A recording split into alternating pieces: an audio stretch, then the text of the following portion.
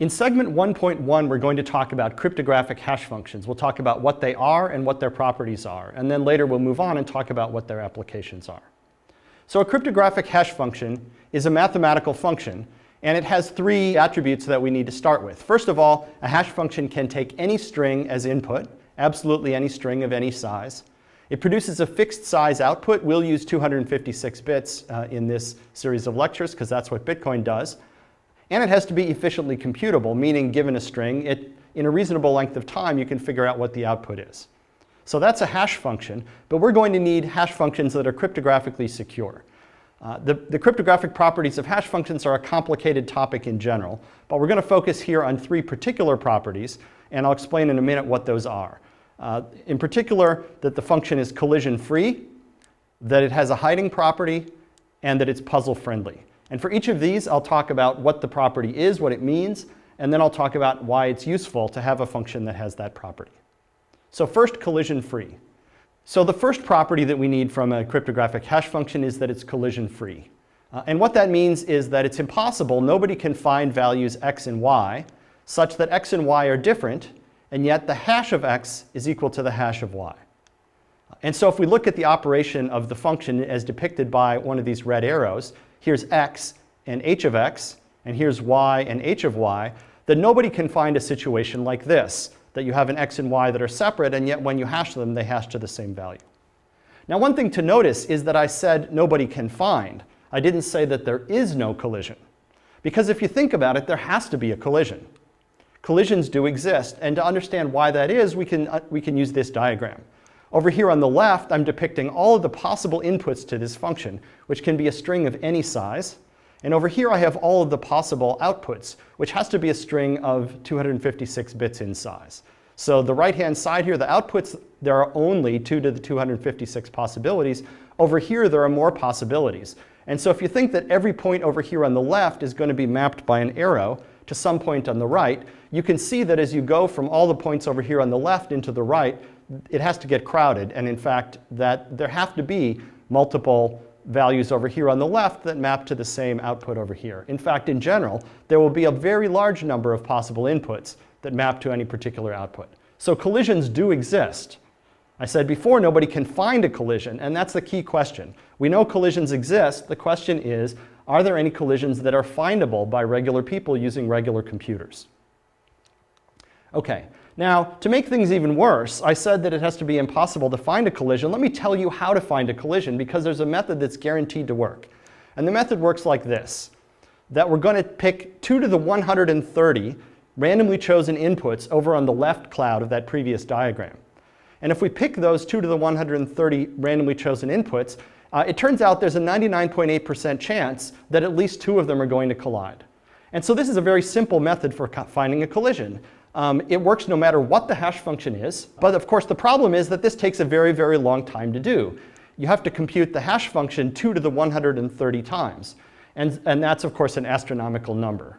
This method works no matter which hash function we're using. There's still a 99.8% probability that this works, and if it doesn't work, just try it again, and it'll probably work the next time. But this doesn't really matter, and the reason it doesn't really matter is that this procedure takes 2 to the 130 steps in order to get to that high probability.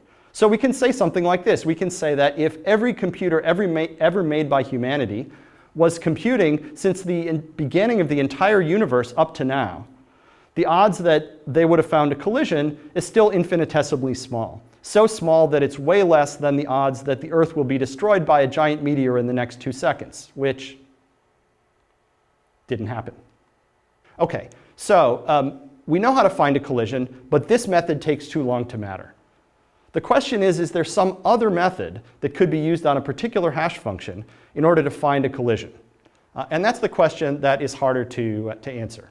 Is there a faster way to find collisions? Well, for some possible values of hash functions, of course there are. For example, if our hash function were to simply take the input modulo 2 to the 256, that is, it just selected the last 256 bits of the input, then we would know an easy way to find a collision.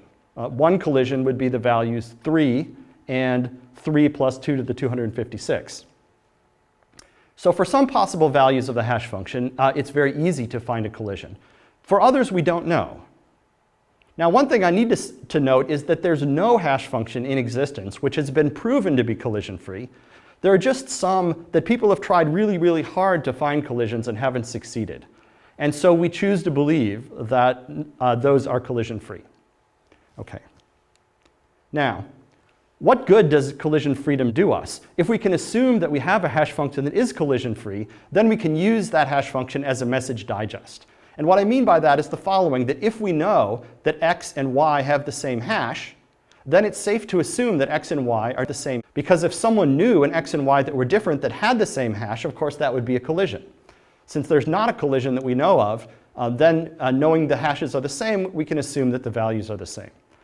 And this lets us use the hash as a kind of message digest. Suppose, for example, that we had a file, a really big file, and we wanted to be able to recognize later whether another file was the same as the file we saw the first time. Right? So one way to do that would be to save the whole big file, and then when we saw another file later, just compare them. But because we have hashes that we believe are collision-free, it's more efficient to just remember the hash of the original file. Then if someone shows us a new file and claims that it's the same, we can compute the hash of that new file and compare the hashes. If the hashes are the same, then we conclude that the files must have been the same. And that gives us a very efficient way to remember things we've seen before and recognize them again. And of course, this is useful because the hash is small. It's only 256 bits, while the original file might be really big. So hash is useful as a message digest, and we'll see later on in this lecture and in subsequent lectures why it's useful to use hashes as message digests. So the second property that we want from our hash function is that it's hiding. And the property that we want is something like this, that if we're given the output of the hash function, that there's no feasible way to figure out what the input x was. The problem is that this property doesn't exactly hold. And to understand why that's the case, let's look at this example. So here, what we're going to do is an experiment where we flip a coin, and if the result of the coin flip was heads, we're going to return the hash of the string heads, and if the result was tails, we're going to return the hash of the string tails. And now we're going to ask someone who didn't see the coin flip but only saw this hash output to figure out what the string was that was hashed. That, of course, is going to be easy. It's easy in this scenario to find what the input string was. It's easy to find x. You simply compute the hash of the string heads and the hash of the string tails, and you see which one you got. And so in just a couple of steps, you can figure out what x was. So the reason this example failed, that is the reason why an adversary was able to guess what the string was that there were only a couple of possible values of x. And so if we're going to have a hiding property like this, it needs to be the case that there's no value of x which is particularly likely. That is, x has to be chosen from a set that's in some sense very spread out, so that this method for the adversary of just trying all the possible values of x, or just trying a few values of x that are especially likely, is not going to work. So the hiding property that we are going to need to set up is a little bit more complicated. And the way we're going to fix this problem with the common value x, like heads and tails, is we're going to take the x and we're going to put next to it, we're going to concatenate with it a value r, which is chosen from a distribution that's really spread out. And so this h of r concatenated with x, that means take all the bits of r and put after them all the bits of x. And so what we're going to say is, given the hash of r together with x, that it's infeasible to find x, and that this will be true in the formally stated property that if r is a random value chosen from a distribution that has high min entropy, then given the hash of r concatenated with x, it's infeasible to find x. And what does high min entropy mean? Well, it captures this intuitive idea that r is chosen from a distribution that's really spread out. And what that means specifically is that there's no particular value that r could have had that would occur with more than a negligible probability. So for example, if r is chosen uniformly from among all of the strings that are 256 bits long, then any particular string was chosen with probability 1 in 2 to the 256, which is truly a negligible value. So as long as r was chosen that way, then the hash of r concatenated with x is going to hide x. And that's the hiding property that the hash function will be deemed to have. Okay, now let's look at an application of that hiding property. And in particular, what we want to do is something called a commitment. And this is kind of the digital analogy of taking a value, a number, and sealing it in an envelope and putting that envelope out on the table where everyone can see it. Now, when you do that, you've committed to what's in the envelope, but you haven't opened it. It's secret from everyone else. Later, you can open the envelope and get out the value, but it's sealed. So commit to a value and reveal it later. We want to do that in a digital sense. So to be more specific about what is the API that we're going to provide here, the commitment API looks like this, that there are two things you can do. First, you can commit to a message, and that's going to return two values, a commitment and a key. Think of the commitment as the envelope that you're going to put on the table, and the key as a secret key for unlocking the envelope. Then later, you allow someone else to verify, given a commitment and given a key which you've told them in the meantime, and the message, they can verify that that commitment, key, and message really do go together, and this will return true or false. Okay, now to seal MSG in an envelope, what we do is we commit to the message, and that returns a commitment and a key, and then we publish the commitment. That's putting the envelope on the table. Now later, to open the envelope, what we're going to do is publish the key and the message that we committed to, and then anybody can use this verify call with the commitment that we published previously, the key and message that we just announced, to check the validity of our opening the envelope. Okay. And the property, of course, we want from this is that it behaves like sealing an envelope. And in particular, the two security properties are these. First, given COM, the commitment, the envelope on the table, that someone just looking at the envelope can't figure out what the message is. The second property is that it's binding, that when you commit to what's in the envelope, you can't change your mind later. That is, it's infeasible to find two different messages such that you can commit to one message and then later claim that you committed to another, and the whole thing will verify. Okay, so how do we know that these two properties hold? Well, first we need to talk about how we're going to actually implement commitments. And the way we're going to implement commitments is like this. That in order to commit to a value message, we're going to generate a random 256-bit value and call it the key. And then we're going to, as the commitment, return the hash of the key concatenated together with the message. And as the key value, we're going to return h of this key. And then later, to verify, someone is going to compute this same hash of the key they were given, concatenated with the message, and they're going to check whether that's equal to the commitment that they saw. Okay, so this is a way of using hash functions both in the commitment and in the verification. So now the security properties, if we go down to the security properties that were at the bottom of the previous slide, and we just plug in the definitions of how we're going to implement this here, that is, this used to say COM, given COM, infeasible defined message, we just plug in what COM is. COM is the hash of key concatenated with message. And similarly down here, this is what happens when we take what was written there before and plug in the definition of verify in COM. Okay, so now what these properties become, the first one is given h of key concatenated with message, it's infeasible to find message. Well, it turns out that that's exactly the hiding property that we talked about before. Key was chosen as a random 256-bit value, and therefore the hiding property says that if we take the message and we put before it something that was chosen from a very spread out distribution, like I said, a random 256-bit value, then it's infeasible to find the message. So this is exactly the hiding property. And this one down here turns out to be exactly the collision-free property. So that if someone can find two messages which have the same hash like this, well, then they have an input value here and an input value there that are different, and yet those have the same hash. And so because of the two security properties we've talked about for hashes so far, this commitment scheme will work in the sense that it will have the necessary security properties. Okay, so that's the second security property of hashes, that they're hiding, and the application of that is commitments. The third security property we're going to need is that they're puzzle-friendly. And this is, again, a little bit more complicated, but let me just go through it a bit by bit.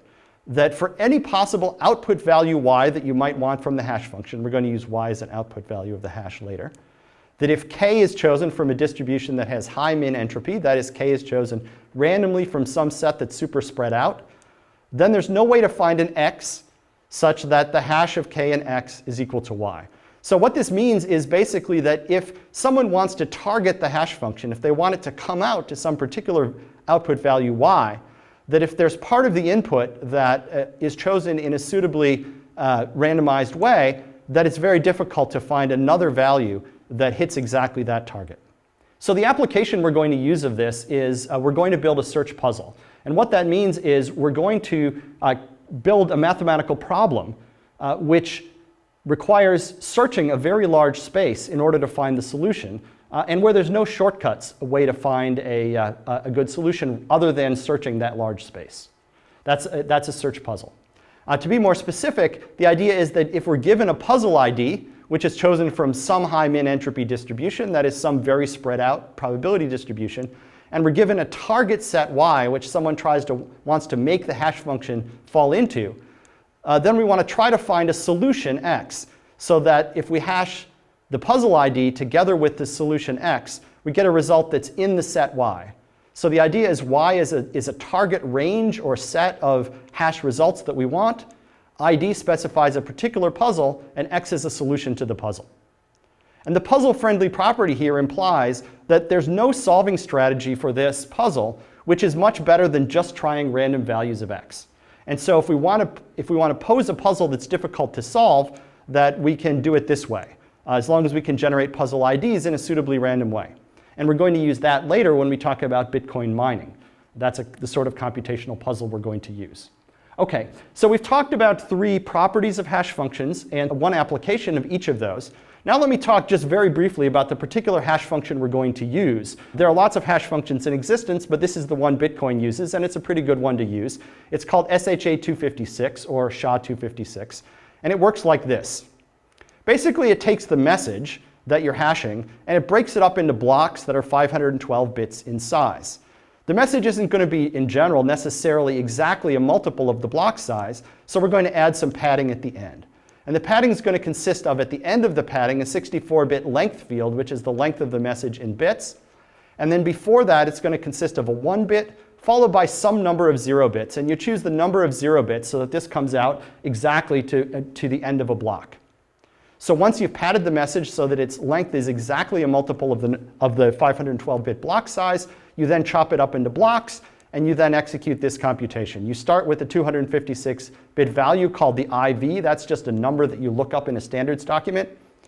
And then you take the IV and the first block of the message. You take those 768 total bits, and you run them through this special function C, the compression function, and out comes 256 bits.